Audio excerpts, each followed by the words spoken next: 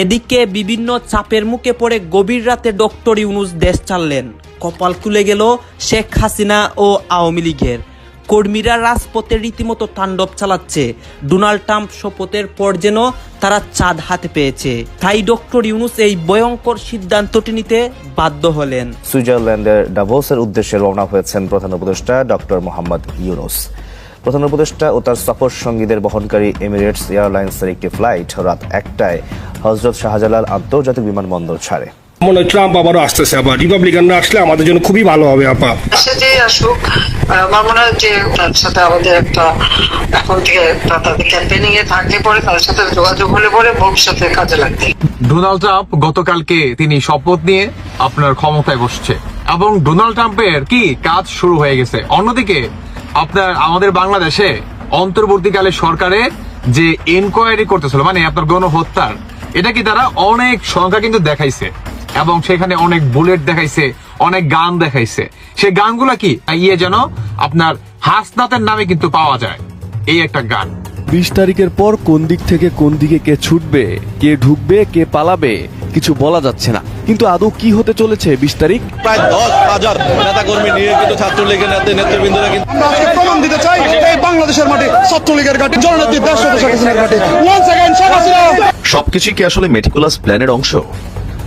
দর্শক, এই মুহূর্তে শেখ হাসিনা সহ বাংলাদেশ আওয়ামী লীগের নেতাদের জন্য একটা দুর্ভেদ্য দুর্গ হিসেবে আমরা দেখছি ভারতকে। কিন্তু বিশ্ববাসীর জন্য সামনে কি অপেক্ষা করছে? কারণ যেই প্রেসিডেন্টের শপথ গ্রহণের মধ্যে ছিল ঘাড়তেরামি, ইভেন প্রথম দিনেই যে নির্দেশ দিছে সারা বিশ্ব জুড়ে তোলপাড় হয়ে গেছে, কান্নার রোল পড়ে যাবে, অনেকের স্বপ্ন ভেঙে। আসসালামু আলাইকুম রহমতুল্লাহ, সবাই কেমন আছেন? আশা করি সবাই অনেক অনেক ভালো এবং সুস্থ আছেন। সবাইকে স্বাগতম জানাচ্ছি আমাদের আরেকটি নতুন ভিডিওতে। প্রতিদিনের মতো আমি আপনাদের রিয়াদ ফারুকি আবারও চলে আসলাম নতুন একটা ভিডিও নিয়ে। দর্শক, আজকের ভিডিও টাইটেল এবং থাম্বনেল দেখে ইতিমধ্যে বুঝতে পেরেছেন কি বিষয় নিয়ে কথা বলবো। বর্তমানে চলমান দেশের যে রাজনীতির পরিস্থিতি চলতেছে তারই ধারাবাহিকতা আমরা চেষ্টা করি সবসময় আলোচিত সমালোচিত সব খবর সবার আগে আপনাদের মাঝে পৌঁছে দেওয়ার চেষ্টা করি। তারই ধারাবাহিকতা আজকের ভিডিও। ইতিমধ্যে আপনারা সবাই ভিডিওর শুরুতে বেশ কিছু অংশ বিশেষ দেখেছেন, যে অংশ বিশেষগুলো দেখে বুঝতে পেরেছেন আজকের ভিডিওটি কতটুকু গুরুত্বপূর্ণ হতে চলেছে। তাই আমি আর বিষয়টা নিয়ে বিস্তারিত বলবো না, কারণ বিস্তারিত বলতে গেলে ভিডিওটা অনেক লম্বা হয়ে যাবে। তাই সংক্ষেপে করার ক্ষেত্রে আমি মূল আলোচনা নিয়ে যাচ্ছি। তার আগে আপনাকে ছোট্ট একটি অনুরোধ জানিয়ে রাখতে চাই, যারা আমাদের ফারুকি অনলাইন ইউটিউব চ্যানেলটিতে এখনো নতুন আছেন, প্লিজ দয়া করে আমাদের চ্যানেল সাবস্ক্রাইব করে সাথে থাকবেন। শুনুন আমরা একটা ভিডিও ফুটেজের মাধ্যমে ধারাবাহিক গণপিটুনি দিল আওয়ামী লীগ। মানে কি? Awami League is come back. Awami League come back করে ফেলেছে। এখন প্রতিনিয়ত মার খাচ্ছে সমন্বয়কারীরা। এটাই ভাই বাস্তবতা। কারণ দেখেন, সমন্বয়কারীরা তারা ভাবছে এই দেশটা আমাদের, তাদেরকে এখন প্রতিনিয়ত আওয়ামী লীগ এদেরকে মনে করেন ধাওয়া করতেছে। আচ্ছা, এখন কথা হচ্ছে ভাই, শেখ হাসিনার একটা বক্তব্যে মানে আওয়ামী লীগের কর্মীদের কলিজার ভিতরে কতটুকু অনুপ্রেরণা আপনারা এটা বুঝতে পারতেছেন? মানে প্রতিনিয়ত সমন্বয়কারীরা মার খাচ্ছে, তো মার খাচ্ছে, মার প্রতিনিয়তই খাচ্ছে। আপনার গতকালকে একদিন আগে আপনার টাঙ্গাইলে কিন্তু সমন্বয়কদের কিন্তু পিটাইছে, আর আজকে হইল আপনার চট্টগ্রামে। একে একে কি ধাপে ধাপে এদের উপরে প্রতিশোধ কিংবা আপনার যে আপনার কি বলে মানে মানে লেনদেনের যে বিষয়টা, ও আমারে মারছে, এখন আমি ওরে মারবো, এটা কি কড়াই গন্ডায় আওয়ামী লীগ কিন্তু বুঝে নিচ্ছে, কিংবা লেনদেন কিন্তু ঠিকই চালিয়ে যাচ্ছে। শুরু করে দিছে Awami League is come back, তাই নাকি? কিন্তু এখানে মজার বিষয় হচ্ছে ভাই, আওয়ামী লীগ কিন্তু পিটাইছে, কিন্তু রাফি থানায় গিয়া মামলা করে হচ্ছে আপনার, কিন্তু সেই মামলার বাদী হয় আরেকজনে। মানে রাফি মামলা করে আর মামলার বাদী হয় আরেকজনে। সেই বাদীটা কে হয়? রাফি কেন এই মামলার বাদী হলো না? আপনারা অনেকে জানেন, বেশ কিছুদিন আগে সমন্বয়ক হান্নান মাসুদ তিনিও কিন্তু মার খায়। মানে আওয়ামী লীগ কিন্তু কঠিন ভাবে কিন্তু আপনার হান্নান মাসুদ কিন্তু পেটায়, এবং হান্নান মাসুদ নীরবে এটাকে কি হজম করে নেয় যে আমি একজন সমন্বয়ক, এখন এটা যদি ভাইরাল হয়ে যায়, কোনোভাবে যদি মিডিয়াতে চলে আসে, তাহলে তো আওয়ামী লীগ মাথা চারা দিয়ে মনে করেন জেগে উঠবে, এবং আমার সম্মানও থাকবে না, কারণ আমি একজন এত বড় সমন্বয়ক, বা আমাদের সমন্বয়কের যে টিম আছে এই টিমের তো কোনো সম্মান থাকবে না, তাই নয় কি? এটার জন্য কি হান্নান মাসুদ তিনি চেপে যায়, কিন্তু রাফি কিন্তু মামলা করে, কিন্তু সে আবার সেই মামলার দাবি হয় আরেকজনের। এখন এই মামলার দাবিটা কে হয় এটাও কিন্তু আমরা খুব ভালোভাবে জানি। এখানে জামাত আর শিবির ছাড়া দাবি মনে করেন কেউ হবে না, এরও চিরন্তন বাস্তব কথা। কি এটাই বাস্তব কথা। এখন আরেকটি কথা বলি, সমন্বয়ক হাসনাত আর হচ্ছে সার্জিস, এখন দেখার সময় হচ্ছে এদের কবে পিটাইবে। সত্যি কথা বলতেছি, এখন দেখার বিষয় হচ্ছে এদেরকে কবে পিটাইবে, বাস এই দিনটার আশায় রয়েছে প্রতিটি সমন্বয়ক। তারা ভাবে এই দেশটা আমাদের, এই দেশটা আমাদের সবার, কিন্তু এরা হয়তোবা ভুলে গেছে যে আওয়ামী লীগ দলটা হচ্ছে 47 সালের দল।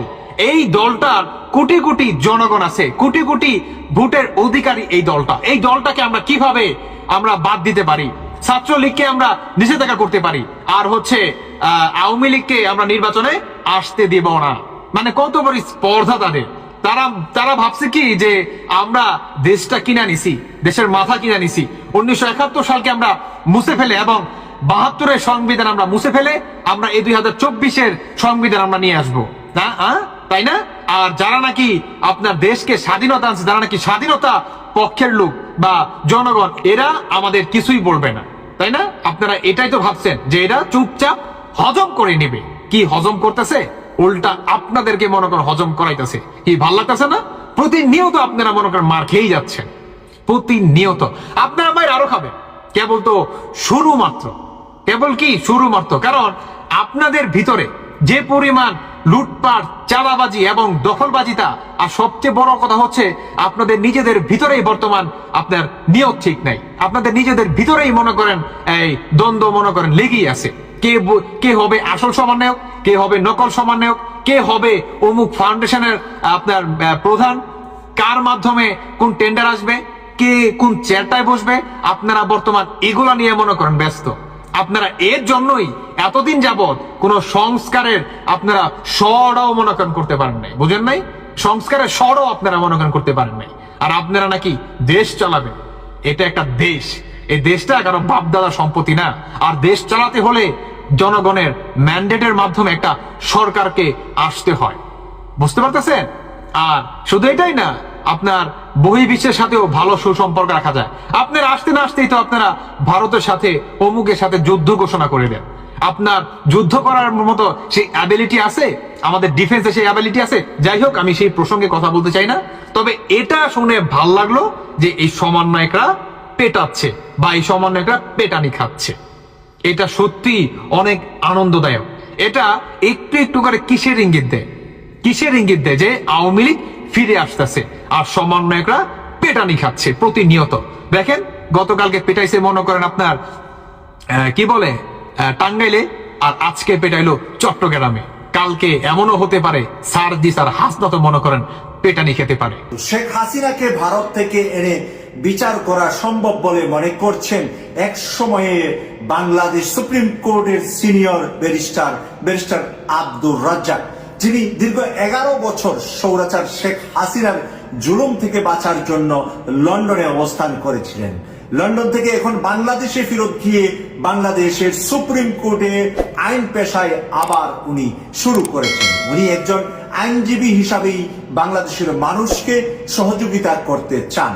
এইরকম একটি সাক্ষাৎকার দিয়েছেন উনি মানবজমিন পত্রিকায় আজকে।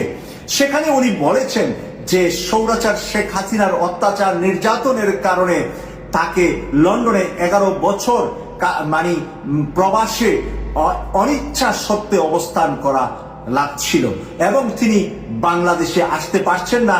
তাকে বলা হয়েছিল 2 সপ্তাহের মাঝে যেন উনি বাংলাদেশ থেকে চলে যান। এবং উনি যখন লন্ডনে গিয়েছেন, যাওয়ার মধ্য রাস্তা থাকতেই ওনার নামে মামলা হয়েছে, তা নাকি উনি বোমা পাঠিয়েছেন ঢাকার রাজপথে। এই ধরনের একজন সিনিয়র ব্যারিস্টার কি করে রাজপথে বোমা ফাটা, আর সেই বোমার মামলায় ওনাকে আসামি করে ব্যারিস্টার আব্দুর রাজ্জাককে যখন গ্রেফতারের জন্য সরকার রেডি হয়েছেন, তখনই কূটনৈতিক সূত্রে ওনাকে বলা হয়েছে আপনি দেশ থেকে চলে যান, আপনাকে যে কোনো সময় আওয়ামী লীগ গ্রেফতার করে এরপরে একে একে বিভিন্ন মামলায়, বিভিন্ন হত্যা মামলা জড়িয়ে আপনাকে ফাঁসির মঞ্চে নেওয়ার জন্য আওয়ামী লীগ এখন পরিকল্পনা হাতে নিয়েছে। এই কথা যখন কূটনৈতিকভাবে উনি জানতে পারেন তখনই উনি লন্ডনে চলে যাওয়ার সিদ্ধান্ত নেন।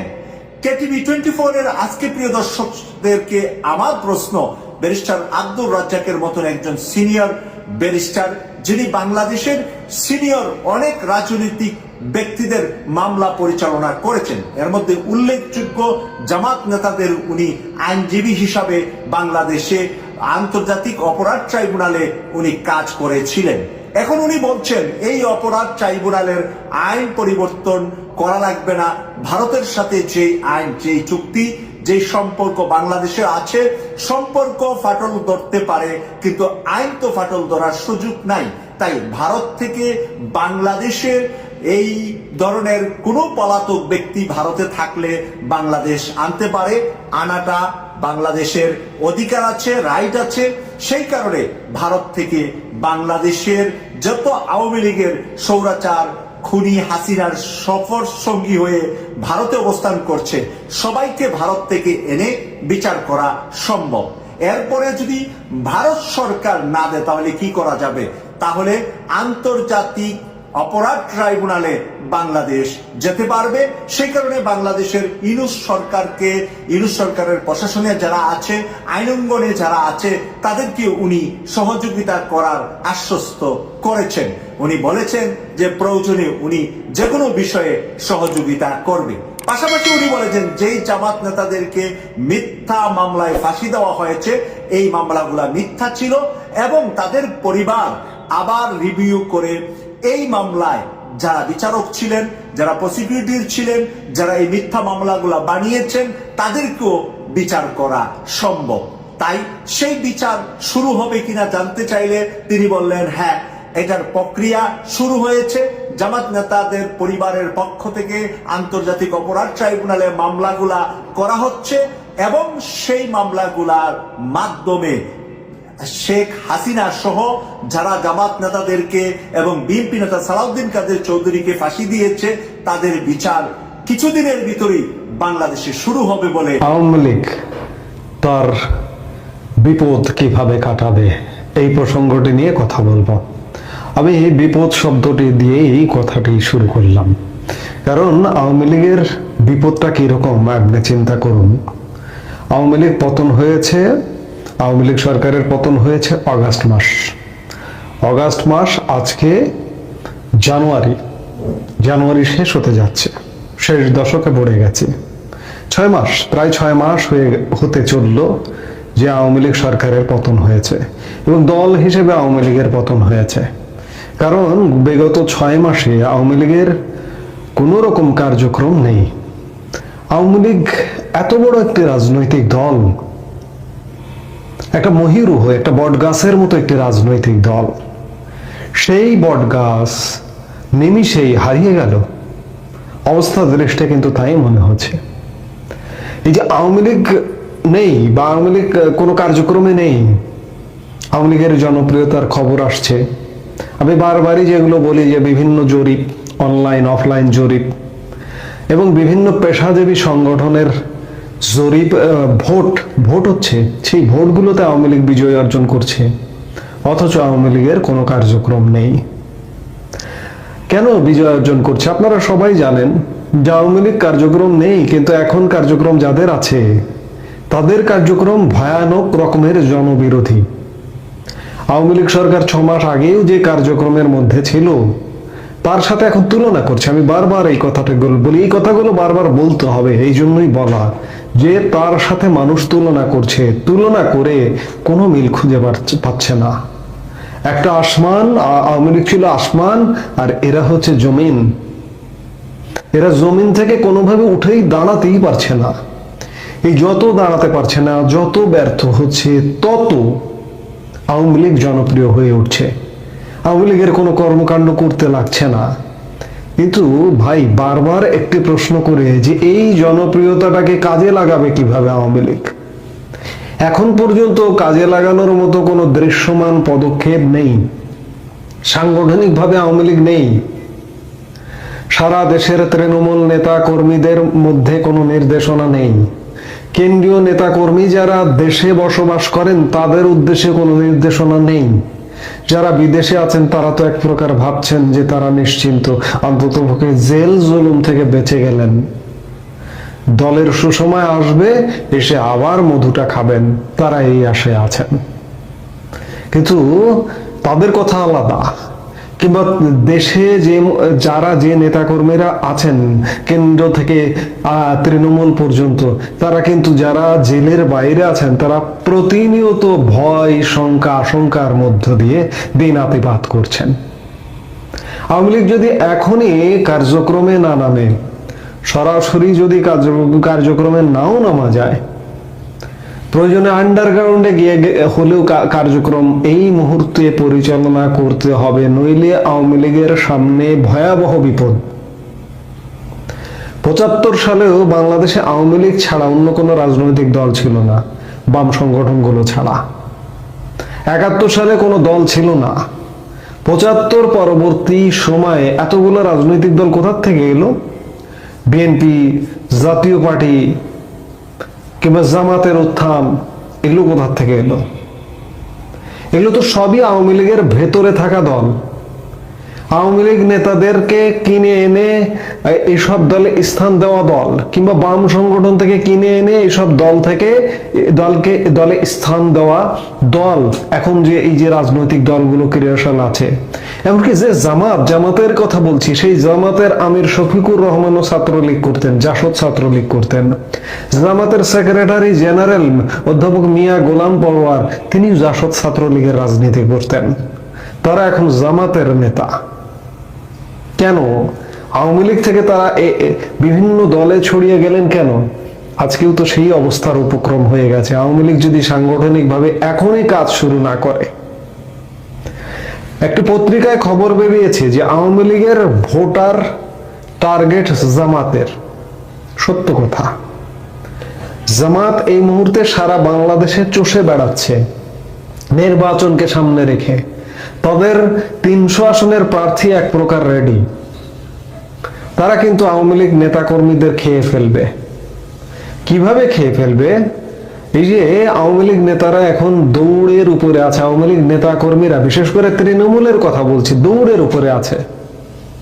এই দৌড়টা জামাত থামিয়ে দেবে, থামিয়ে দিয়ে বলবে তোমাদের আর দৌড়ানো লাগবে না। তোমরা কি জীবনটা বাঁচাতে চাও?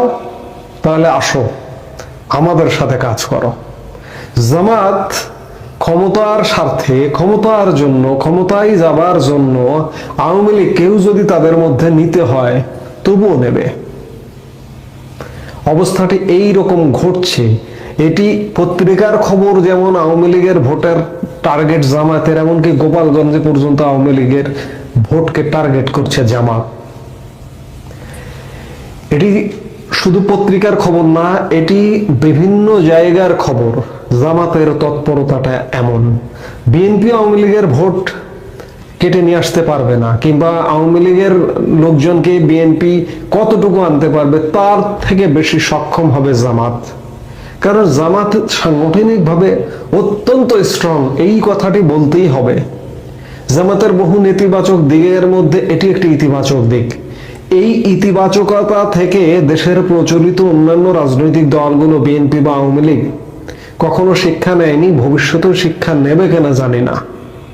ক্যাডার ভিত্তিক দল জামাত। এই মানুষগুলোকে, যারা এখন বিপদগ্রস্ত, বিপন্ন, তাদেরকে আশ্বস্ত করবে, আশ্বাস দেবে যে তোমাদের বিপদ থেকে বাঁচতে চাও, বিপদ থেকে তোমাদের মুক্ত করব, কিন্তু আমাদের সাথে কাজ করতে হবে। কিন্তু মানুষের জীবন যখন বিপন্ন হয়ে যাবে, মানুষ জীবন বাঁচাতে কি করবে? মানুষ তখন জামাতের সাথে অন্ততপক্ষে সায় দিয়ে চলতে চেষ্টা করবে। আওয়ামী লীগ যদি এখনই সাংগঠনিক কর্মকাণ্ডে না নামে। আরেকটি থ্রেট আসছে আওয়ামী লীগের জন্য, কি? নতুন রাজনৈতিক দল, ছাত্রদের নেতৃত্বে নতুন রাজনৈতিক দল, তারাও ব্যাপকভাবে প্রস্তুতি চালাচ্ছে। এই মুহূর্তে একটু নীরব দেখা যাচ্ছে, কিন্তু তাদের মধ্যে প্রস্তুতি চলছে। ছাত্র নেতাদের অনেকে নির্বাচনের জন্য প্রস্তুতি নিচ্ছেন। তারাও এই যে আওয়ামী লীগের তৃণমূল নেতা কর্মীদের আশ্বস্ত করবেন, তারা সত্যিকার অর্থে জামাতেরই বিসি টিম। জামাতের প্রশিক্ষণে, প্রেসক্রিপশনে তারাও কিন্তু আওয়ামী লীগ নেতা কর্মীদের ক্যাপচার করবেন। আমার ভোট কে? আমার তো এরাই ভোট।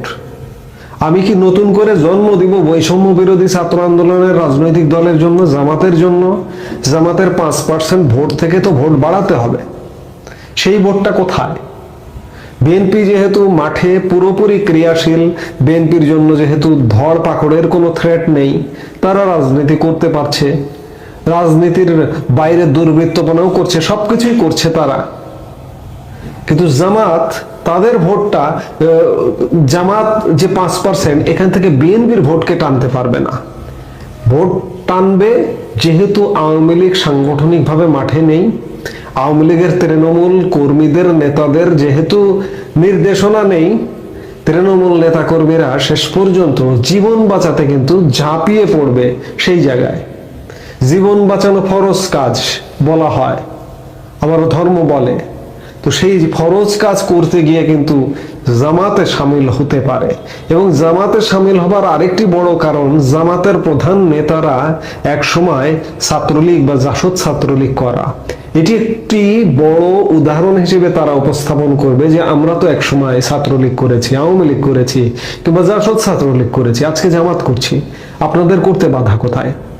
জামাতে ইসলামী হিন্দু শাখা যদি জামাত গঠন করতে পারে, জামাতে ইসলামী আওয়ামী লীগের জন্য একটা জায়গা, আওয়ামী লীগ নেতাকর্মী সারা দেশের, তাদের জন্য একটি জায়গা রাখা, এটা খুবই সহজ ব্যাপার। তো সেই জায়গায় আওয়ামী লীগ যে এই যে সাংগঠনিক দুর্বলতা, সাংগঠনিক কোনো কর্মকাণ্ডই নেই এই মুহূর্তে, এলোমেলো কিছু বিচ্ছিন্ন কর্মকাণ্ড, হঠাৎ করে কোথা থেকে কে হরতাল ডেকে দিচ্ছে, হঠাৎ করে এই কর্মসূচি ঘোষণা করছে, হঠাৎ করে বিশাল প্রচারণা যে নেত্রী, প্রধানমন্ত্রী, সাবেক প্রধানমন্ত্রী শেখ হাসিনা জাতির উদ্দেশ্যে ভাষণ দেবেন, পরে সেই ভাষণের অস্তিত্ব কোথাও নেই। জাতির উদ্দেশ্যে ভাষণ এক প্রকার দেওয়া মানে সারা দেশের নেতা কর্মীদের উদ্দেশ্যে ভার্চুয়াল বক্তব্য এক প্রকার দেওয়া, আর ওই দক্ষিণ কোরিয়া আওয়ামী লীগের একটা সমাবেশ, প্রবাসীদের সেখানে বক্তব্য দেওয়া আরেক জিনিস, দক্ষিণ আফ্রিকা আওয়ামী লীগের বক্তব্য দেওয়া আরেক জিনিস, জার্মানির ফ্রাঙ্কফুর্টের কিছু প্রবাসী লোকজন এক জায়গায় জড়ো হয়ে সেখানে টেলিফোনে কথা বলা আরেক জিনিস। 19 জানুয়ারি আওয়ামী লীগের কে বা কারা, এবং আওয়ামী লীগের বিরুদ্ধে এটা ষড়যন্ত্রও হতে পারে যে এইভাবে প্রচার করো, অপপ্রচার করো যে শেখ হাসিনা জাতির উদ্দেশ্যে বা আওয়ামী লীগের নেতা কর্মীদের উদ্দেশ্যে সারা দেশের ভার্চুয়ালি বক্তব্য দেবেন, কিন্তু যে দিন আসবে সেই দিন খুঁজে পাবে না। এটি হতাশ করবার জন্য ষড়যন্ত্রের অংশও হতে পারে। কাজে এই ধরনের কর্মসূচি থেকে বেরিয়ে আওয়ামী লীগ সরাসরি ফিজিক্যালি কর্মসূচি যদি নাও করতে পারে, অনলাইন দুনিয়া আছে, অনলাইন দুনিয়ায় করুক, এমনকি এটি পাবলিশ করারও দরকার নেই, অনলাইনে পাবলিশ না করেও কার্যক্রম করা যায়, মিটিং করা যায়, সিটিং করা যায়। আন্ডারগ্রাউন্ড এক সময় যখন আমরা প্রযুক্তিতে ছিলাম না, তখন আন্ডারগ্রাউন্ড, বিশেষ করে বাম সংগঠনরা গুলো আন্ডারগ্রাউন্ডে কাজ করতো। আন্ডারগ্রাউন্ডে যাবার তো প্রয়োজন নেই, এখন তো অনলাইনে কাজ করার সুযোগ আছে। কাজেই যেটি বলতে চাইছি, আওয়ামী লীগ যদি শীঘ্রই কর্মকাণ্ডে না নামে, এই যে নেতা কর্মীদের গত 6 মাস ধরে, বিশেষ করে আমি তৃণমূল ছাড়া একটি রাজনৈতিক দলের ভিত্তি হতে পারে না। আমি সর্বাগ্রে, আমি এর আগে একাধিক বক্তব্যে বলেছি যে কেন্দ্র পরে, ঢাকা পরে, রাজধানী পরে, তৃণমূলকে বাঁচান, তৃণমূলের পাশে দাঁড়ান, বিভিন্নভাবে অনুপ্রেরণা দিয়ে, উৎসাহ দিয়ে, যে কোনো ভাবে তাদেরকে ধরে রাখুন। ধরে যদি না রাখতে পারেন, নেতাকর্মী হারাবেন। এই হারানোর পরিণতি হবে ভয়াবহ।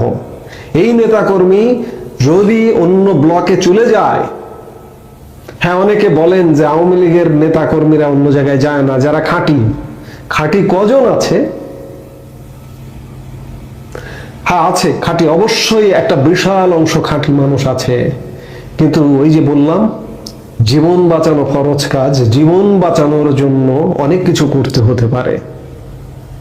সেই জায়গায় অতি শীঘ্রই আওয়ামী লীগের মাঠে নামতে হবে। মাঠে নামা বলতে আমি সশরীরে মাঠে নামার কথা বলছি না। ইউনূস সরকারের রোষানল থেকেও আপনাকে বাঁচতে হবে, সেই সাথে আপনার দল সংগঠনকেও বাঁচাতে হবে। আপনারা যারা অনেকে হয়তো তাকিয়ে আছেন যে নেত্রীকে নির্দেশ দেবে, নেত্রী এই মুহূর্তে নির্দেশ দেওয়ার পর্যায়ে আছেন কিনা সেটিও ভাববার বিষয়। তিনি সরাসরি রাজনৈতিক কর্মকাণ্ড ব্যাপকভাবে করতে পারবেন কিনা সেটিও ভাবনার বিষয়। শপথ গ্রহণ করেছে মার্কিন প্রেসিডেন্ট ডোনাল্ড ট্রাম্প। তো শপথ গ্রহণের আগে পিছে বা এই সময়টার মধ্যে সারা পৃথিবী থেকে যারা রাষ্ট্রপ্রধান আছেন তারা সকলেই ডোনাল্ড ট্রাম্পকে শুভেচ্ছা বার্তা পাঠিয়েছেন। এর মাঝখানে আমাদের বাংলাদেশের বর্তমান সরকারের যিনি প্রধান আছেন, অন্তর্বর্তী সরকারের প্রধান উপদেষ্টা ডক্টর মোহাম্মদ ইউনূস, তিনি দেশের বাহিরে আছেন, সুইজারল্যান্ডের জেনেভায় সম্ভবত একটা প্রোগ্রামে তিনি গিয়েছেন। তো সরকারের পক্ষ থেকে, ডক্টর ইউনূসের পক্ষ থেকে ডোনাল্ড ট্রাম্পকে একটা শুভেচ্ছা বার্তা পাঠানো হয়েছে। এর পরপরই আমরা দেখছি আরেকটা ঘটনা।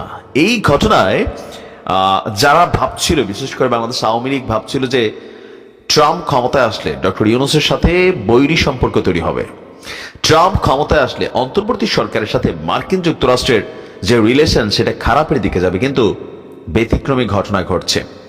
প্রথমত আমরা বলি যে সারা পৃথিবীতে আপনার যে রাষ্ট্রগুলো আছে তাদের রাষ্ট্রদূত থাকে পৃথিবীর বিভিন্ন দেশে, আমাদের বাংলাদেশেরও আছে, কিন্তু এই মুহূর্তে বাংলাদেশে আমেরিকার কোনো রাষ্ট্রদূত নাই। অন্তর্বর্তী সরকারের এই সময়টাতে আমেরিকা তাদের কোনো রাষ্ট্রদূত পাঠানে, তবে রাষ্ট্রদূতের পরিবর্তে একজনকে পাঠিয়েছেন, তার নাম হচ্ছে চার্জ দ্য অ্যাফেয়ার্স, মানে তিনি মার্কিন দূতাবাসের এই মুহূর্তে এই অন্তর্বর্তী সরকার যেই কদিন থাকবেন এর জন্যই এই ব্যক্তিকে নিয়োগ দেওয়া হয়েছে। তার নাম হচ্ছে ট্রেসি অ্যান জ্যাকবসন, তিনি একজন মহিলা। তো ট্রাম্পের শপথ গ্রহণ হয়ে গেছে, মার্কিন যুক্তরাষ্ট্রের সাথে অন্তর্বর্তী সরকারের সম্পর্ক কেমন হবে এটা নিয়ে যে কনফিউশন ছিল, এখানে নতুন ডাইমেনশন আসছে। দর্শক, বাংলাদেশে মার্কিন দূতাবাসের নতুন charge d' affaires Tracey Ann Jacobson বাংলাদেশের উন্নয়ন, সন্ত্রাস দমন সহ বিভিন্ন বিষয়ে এই যে বর্তমান অন্তর্বর্তী সরকার আছে তার প্রতি ট্রাম্প সরকারের মার্কিন যুক্তরাষ্ট্রের সমর্থনের প্রতিশ্রুতি পুনর্ব্যক্ত করেছেন। ইভেন মার্কিন যুক্তরাষ্ট্র বিভিন্ন বিষয়ে সরকারকে সহায়তা করার জন্য প্রস্তুত বলে তিনি জানিয়েছেন। অতিথি ভবন যমুনায় উপদেষ্টা ডক্টর মোহাম্মদ ইউনূস দেশ ছাড়ার আগেই তার সাথে আপনার এই সাক্ষাৎ হয়েছে। আমি জানি না যে ডক্টর মোহাম্মদ ইউনূস এই মুহূর্তে চলে গেছে কিনা, অথবা আজকে রাত্রে যাচ্ছেন নাকি চলে গেছেন, আমি যখন নিউজটা রেকর্ড করছি। তো এই সময় প্রধান উপদেষ্টা বাংলাদেশের চলমান সংস্কার উদ্যোগ, জুলাইয়ের ঘোষণায় রাজনৈতিক ঐকমত্য, এগুলো গড়ে তোলার জন্য সরকারের প্রচেষ্টা এবং পরবর্তী সাধারণ নির্বাচন পরিকল্পনা সম্পর্কে আমেরিকার এই চার্জ দ্য অ্যাফেয়ার্সকে অবহিত করেন। আমরা যদি ধরি যে পৃথিবীর কারোর কাছে বাংলাদেশের জবাবদিহিতা আছে কিনা, আছে, মার্কিন যুক্তরাষ্ট্রের সাথে একটা জবাবদিহিতা অদৃশ্যভাবে থাকে।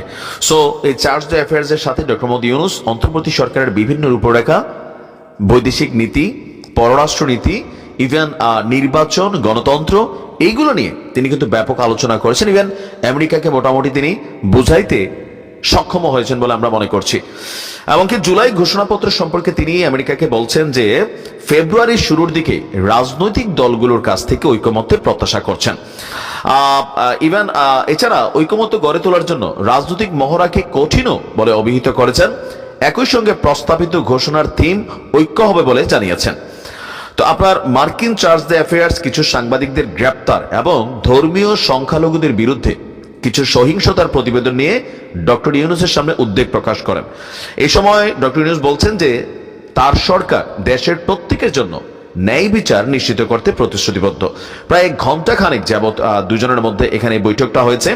এর পাশাপাশি এ নিয়ে প্রতিবেশীদের সাথে ঢাকার সম্পর্ক, রোহিঙ্গা সংকট সমাধানে অগ্রগতি, মিয়ানমারের নিরাপত্তা পরিস্থিতি, এই সকল বিষয়েও আলোচনা হয়। প্রধান উপদেষ্টা বলছেন যে বাংলাদেশ সব প্রতিবেশীর সঙ্গে সম্পর্ককে গুরুত্ব দেয়। তিনি আপনারা বলছেন যে বাংলাদেশে মার্কিন তুলার একটি শীর্ষ আমদানিকারক, দেশটিকে আরো বেশি পোশাক, টেক্সটাইল আমদানি করার আহ্বান জানিয়েছেন। আর এখানে আরো অনেকেই উপস্থিত ছিলেন। তো আমার কাছে মনে হচ্ছে আর কি ডোনাল্ড ট্রাম্পের এই যে রাইট নাও বিশ্ব নিয়ে চিন্তা কম, ডোনাল্ড ট্রাম্পের থিঙ্কিং এর প্রথম ধাপই হচ্ছে আমেরিকা। আপনারা তো দেখলেন এখানে কি কথা হচ্ছে, অনেকেই অবশ্যই বিষয়টা আপনার মতামত কমেন্টে জানাবেন। কারা পরবর্তীতে অর্থাৎ ডক্টর ইউনূস যে রাষ্ট্র চালাচ্ছেন সেটাকে আপনারা কতটুকু সমর্থন করেন, এটা নিয়ে আপনারা মতামত দ্রুত জানাতে পারেন কমেন্ট সেকশনে। ধন্যবাদ সবাইকে, ভালো থাকবেন, সুস্থ থাকবেন, আল্লাহ হাফেজ। শেখ হাসিনা ও জয়ের ডলার পাচারের অভিযোগ অনেকটাই সত্য বলছেন দুদক চেয়ারম্যান। সাবেক প্রধানমন্ত্রী শেখ হাসিনা ও তার ছেলে সজীব ওয়াজেদ জয়ের বিরুদ্ধে যুক্তরাষ্ট্রের $300 মিলিয়ন পাচারের অভিযোগ অনেকটাই সত্য, একথা জানিয়েছে দুর্নীতি দমন কমিশনের দুদক চেয়ারম্যান ডক্টর মোহাম্মদ আব্দুল মোমেন। বলেছেন, তাদের বিরুদ্ধে তদন্ত করে ব্যবস্থা নেওয়া হবে। রোববার 22 সেপ্টেম্বর বিকেলে প্রথম গণমাধ্যম কর্মীদের সঙ্গে মতবিনিময় সভায় দুদক চেয়ারম্যান এসব কথা বলেন।